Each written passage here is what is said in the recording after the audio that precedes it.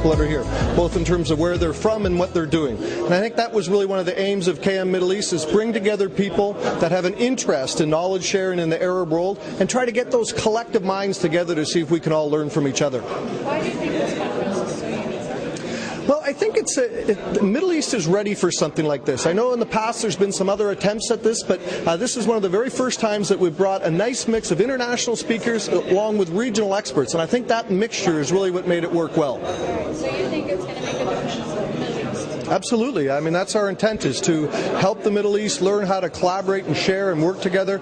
You know, the culture in this area is really suited for knowledge management, and with a little bit of practice and some tools and techniques, I think it could really make a difference. So basically your expectations for the KM in the Middle East are? Yeah, my expectations are very high. In fact, when I compare the cultures and the work ethic that I see here to other parts of the world that I've traveled to and spoke at, I think you're a world ahead here and you're going to do very, very well. I thought the conference was first of all, very well organized, and I benefited a lot from not only from the questions of the participants, but also from what the speakers have said, especially besides the topics that the speakers have raised, the issues. I felt the questions that were raised by the participants gave us an insight into the problems that the real employees of the companies were facing in terms of knowledge management issues. So that also gave us, the speakers, some things to think about on how we can assist them in later or future conferences. To assist them in the Middle East, what do you think of knowledge management in the Middle East? I think the knowledge management in the Middle East is pretty much, I think, the same in any other region. Each would have its own problems, each would have its own issues. But I noticed that the problems faced in the Middle East seems to be similar to problems that we're facing in Asia, for example, or even in Europe, where where do we start, right? If I'm going to implement a knowledge management initiative, where do I start first? What are the first steps I should do? How do I prove to my boss that there is a return on investment on this when there is no financial value? So I think the issues faced are the same, but one thing I found very interesting was the fact that people were taking the effort to want to learn more about knowledge management. They want to know what it is and how it could be applied. So that's very encouraging. All right. So briefly, can you explain what knowledge management in your opinion? Okay. In my opinion, knowledge management is about managing the knowledge within the people. Because IT, yes, it can be a tool and assistance to the people, but it's the people who has the information, right? For example, you could have 2, 3, even 5, 10 years of working experience, and if you choose to leave the organization, that knowledge is going to walk out the door with you. So if I can find a way, as let's say the owner of the company, find a way to make sure that my people are utilizing their knowledge the best way they can. For example, we have people who are experts in their field, but they are posted in positions which are not utilizing their real capacity. So I think it's trying to use the right people with the right knowledge at the right place at the right time, and getting that information to other people who may require it on a continuous basis. I think that's knowledge management. Would you like to add any recommendations? I think my recommendation would be to take it a small step at a time. Focus on the priorities, the main problems first, before you move on to bigger things. Because everything starts with a small step, baby steps. Because if you try for the overall big picture immediately, right, you may face a lot of problems, difficulties. But if you look at what is the core problem first, how am I going to solve that problem, and then from that get the ball rolling on, okay, where do we look at next? What is the next step? Then you're going to have it like a common daily practice rather than having it like one strategy or one initiative that they must complete between start to finish. Welcome. You came and you attended the conference yesterday and today. What did you think in general about the conference? I think it's great to have such events, especially around knowledge management. We need to see more events like that around knowledge management in this region. So I think it was fantastic. We have international guest speakers. Did you get basically everything you wanted from knowledge management? What did you understand briefly from knowledge management? I don't think I will get everything I want from knowledge management, Okay. but hopefully next year there will be more and more variety of topics. As you know, knowledge management is a very big field. Nevertheless, I think there's an interesting set of speakers in this conference. As a start, when you heard about the knowledge management conference in the Middle East, what made you so attracted to come here in the first place? Why did you want to come to the conference? I am a knowledge management professional. I run knowledge management operations, so I wanted to keep up to date with the current trends in knowledge management, and of course to learn. In knowledge management, we are very keen to learn about this topic that's ever changing and changes very fast. So you learned a lot from the conference yesterday and today? Of course, All right. yes. And basically, last thing, what do you think on knowledge management in the Middle East? Do you think it's going to evolve during the years, or is it going to be an obstacle? Yes. I think knowledge management is gaining a lot of momentum. Knowledge management is very important to the Middle East, also considering the population.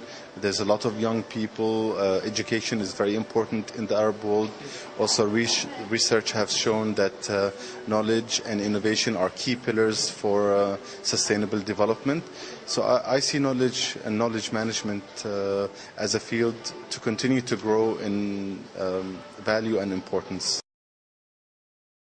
You were one of the speakers, one guest of speakers yesterday in the conference. What do you think in general about the conference? What was your idea? I mean, I wasn't too sure what to expect. I've been at a conference in Egypt just a few months back, and also more recently a conference in Iran, both of them KM conferences, and they were very, very different.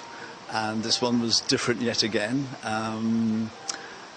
I think, well, I certainly thoroughly enjoyed it. There's no question about that. There were some excellent speakers. And for me, what's important about a cafe is the degree of engagement of the people. If people just sit there and just listen, then it can be a little bit boring. I like it when people interact. They ask questions, they get up, they talk, they do things out of order. You know, maybe they're not quite as well behaved as they might be.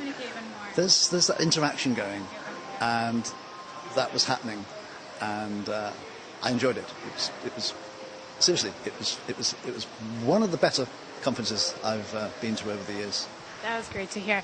You invented the idea of the cafe masterclass. How did this idea start? Okay, the cafe goes back about 10 years. I used to go up to London to hear some knowledge management talks, and many of those talks were what I call death by PowerPoint. The speaker would have 30 minutes to speak, and they may well have had as many as 100 slides. They would run over time. There was no time for questions, there was no time for interaction, no time for conversation. Basically, at the end of the 30 minutes, the audience were pretty much asleep. And I wanted to do something that was different. I wanted to have some interaction. I wanted to see some conversation take place. So the whole idea of the cafe initially was that the speaker only spoke for maybe 5 or 10 minutes and then posed a question to the audience, to the participants. And then they had a conversation around that question. So it grew out of my frustration with boring death by PowerPoint presentations. How do you think the response of people with the idea? What's for people that in the workshop? How was the response? The workshop was incredibly positive. It was probably the most interactive workshop. Actually, it was probably the toughest workshop I've ever been part of. Not in a bad way. I mean, it's made it a little bit more difficult with the language issue. You know, so a lot of it had to be translated. But there was a lot of interruption, a lot of to and fro, a lot of questions, a lot of conversation. And I was kept busy all the time, and often in cafes they were a lot quieter. So I actually enjoyed this one because I enjoy that degree of interaction. We went around the circle at the end. One of the things I do at the end of a cafe, we push the tables to one side and we form a circle with the chairs, and I go around the circle and get everybody to share with me, or share with everybody, what they got out of the cafe. And it's always interesting because you kind of wonder to what degree, they've learned something or they're taking something away.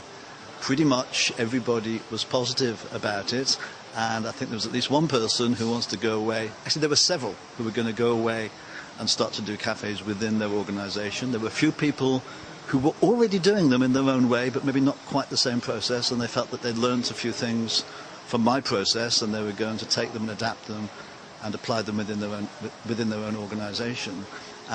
Somebody also wanted to start a blog or some sort of discussion forum to carry on the conversation on the web. So there was a lot of excitement and a lot of interest, and that's always rewarding. That's great. So you're saying that there is a good reaction from the people, and they were observing the idea of the cafe and sitting and giving. Yeah, I think so. I certainly hope so. It's always difficult sometimes to tell whether people are just being polite, but you can usually tell by people's body language and how excited they get as to whether they're being, honest with you, and they seem to love it. But the interesting thing, it was kind of more so here, but that happens in all cultures. I mean, I often say I can't go wrong with a cafe because everybody loves to talk. Everyone loves to have a good conversation, and that was what happened here today. That's good. And so what do you think of knowledge management? You're saying sharing knowledge management. Do you think it's going to evolve here in the Middle East? Do you find that there is a problem, or people would sometimes not go with? Knowledge management as a discipline really has been around maybe 15 or 20 years. There was a lot of hype around it in the early days. I think a lot of mistakes made. A lot of people thought that you could, capture knowledge by putting it in databases, and that would be a very effective way of sharing knowledge, which didn't work terribly well. So knowledge management kind of a lot of great expectations that weren't quite fulfilled, and it kind of gone a little bit into the doldrums. In general, around the world now, it seems to be picking up. I've got a website where I try to track all the major conferences around the world, all the degrees, all the postgrad degrees, all the networks, and that seems to be growing all the time. There's people talk about knowledge management dying. I don't think knowledge management dying. It's growing. It's gathering momentum. We're learning from some of the past mistakes, and it's still early days here in the Middle East. As I said to you earlier, I've just been recently to KM Cairo, so KM Egypt, also KM Iran. Very different conferences, in some ways very different people, but a huge amount of enthusiasm for knowledge management. So I don't think KM's dying anywhere in the world. If you think about it, the problems that we face with managing knowledge get larger by the day. They're not going to go away. So even if we haven't done such a great job so far, we've just got to learn, apply some of the knowledge management tools to our own thinking in the way that we work, and get better. And I think that's happening, and that will happen here.